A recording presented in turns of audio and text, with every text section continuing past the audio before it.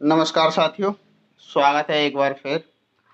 आज हम चर्चा करेंगे संविधान सभा से संबंधित महत्वपूर्ण कथनों की। ये जो महत्वपूर्ण कथन हैं कौन-कौन से हैं, किसने क्या कहा, उसके बारे में हम आज चर्चा करते हैं।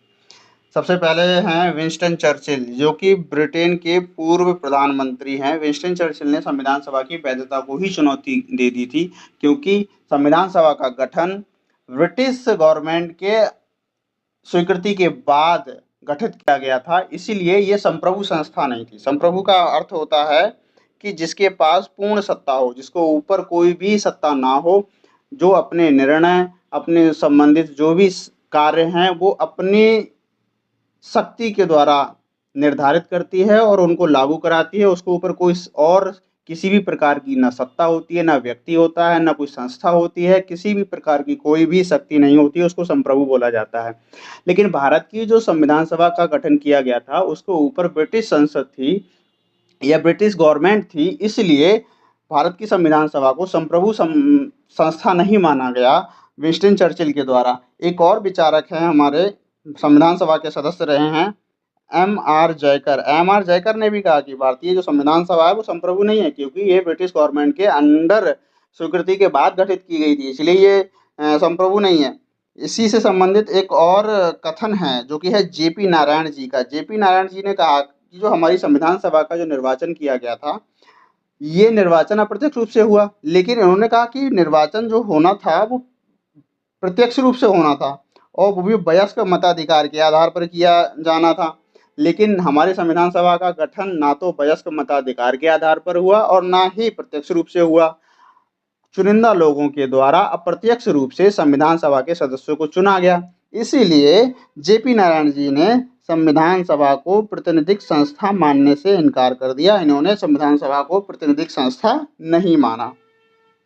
ग्रैनविल ऑस्टिन जी, ग्रैनविल ऑस्टिन जो हैं वो अमेरिका के थिंकर हैं। इनका कहना था कि भारत की जो संविधान सभा है वह एक दलीय देश में एक दलीय निकाय है, क्योंकि संविधान सभा में सबसे ज़्यादा प्रतिनिधि कांग्रेस के ही थे और भारत में एक ही पार्टी उस समय थी जो कि कांग्रेस थी। इसीलिए एक दलीय देश में एक दलीय निकाय इन्होंने कहा।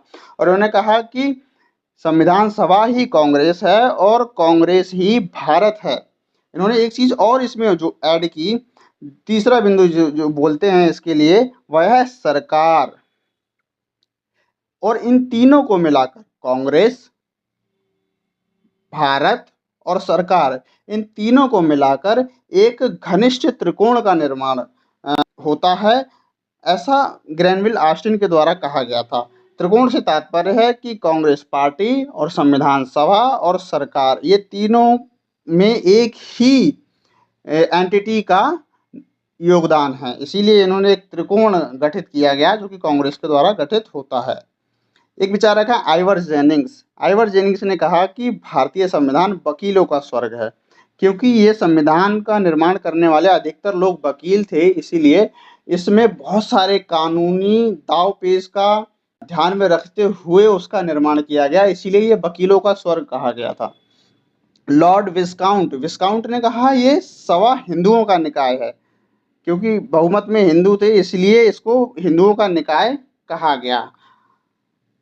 विंस्टन चर्चिल ने एक बात और कही थी कि जो संविधान सभा है वो एक जाति की संस्था कहा। उन्होंने कहा कि ये सभी का प्रतिनिधित्व नहीं करती, केवल एक जाति, हिंदू को इन्होंने एक कम्युनिटी माना, उस कम्युनिटी का प्रतिनिधित्व करती है, ऐसा विंस्टन चर्चिल जी ने कहा।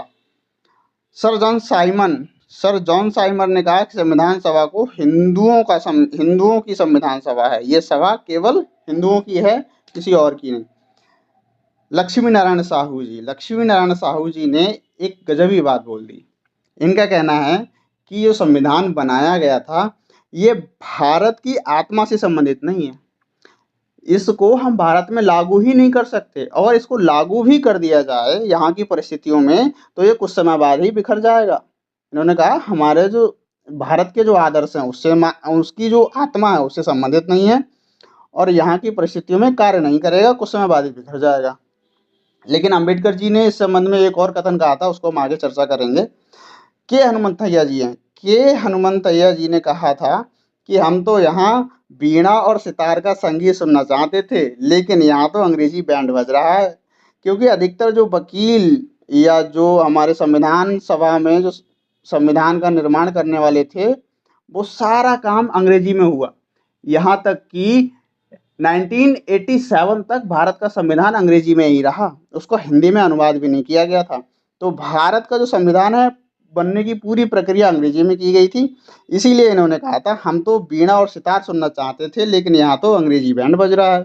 यह वैसा संविधान नहीं है जो महात्मा गांधी ने सोचा था कि ग्रास रूट से संविधान का निर्माण होगा और सारी शक्तियां जो हैं पंचायत लेवल पे दे दी जाएंगी।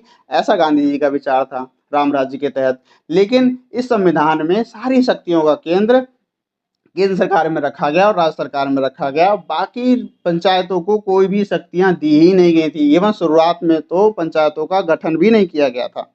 हम आगे देख लेते हैं। डॉक्टर भीमराव अम्बेडकर जी ने संविधान सभा की आलोचना की। उनका कहना था कि हमें नए संविधान की जरूरत ही नहीं है, हम तो भारत शासन अधिनियम 1935 का जो ब्रिटिश गवर्नमेंट के द्वारा बनाया गया था उसके द्वारा ही देश का संचालन किया जा सकता है। फिर उन्होंने कहा कि लेकिन चलो फिर भी ठीक है, हमने अपना संविधान बना लिया, लेकिन संविधान बन गया, बहुत अच्छा बना, कोई दिक्कत नहीं, लेकिन कितना भी अच्छा संविधान बना लो, लागू करने वाले लोग अच्छे नहीं होंगे तो संविधान को आप लागू ठीक से कर ही नहीं सकते। इसीलिए उन्होंने कहा कि संविधान के अंतर्गत स्थिति खराब होती है तो इसका कारण ये नहीं होगा कि हमारा संविधान खराब है, वरन मनुष्य ही खराब है। मतलब मनुष्य खराब होगा तभी इस संविधान को लागू करना सफल नहीं हो पाएगा, वरना ये संविधान हमारा बहुत अच्छा है, इसको लागू करना पूरी तरह से किया जा सकता है। अगली बात वो कहते हैं ये कोई भी संविधान हो, कितना भी अच्छा क्यों ना हो, लेकिन उसको क्रियान्वित करने वाले लोग बुरे हैं तो वह संविधान बुरा ही हो जाएगा। आज की चर्चा यहीं तक। धन्यवाद। पुनः मुलाकात होगी अगली वीडियो में।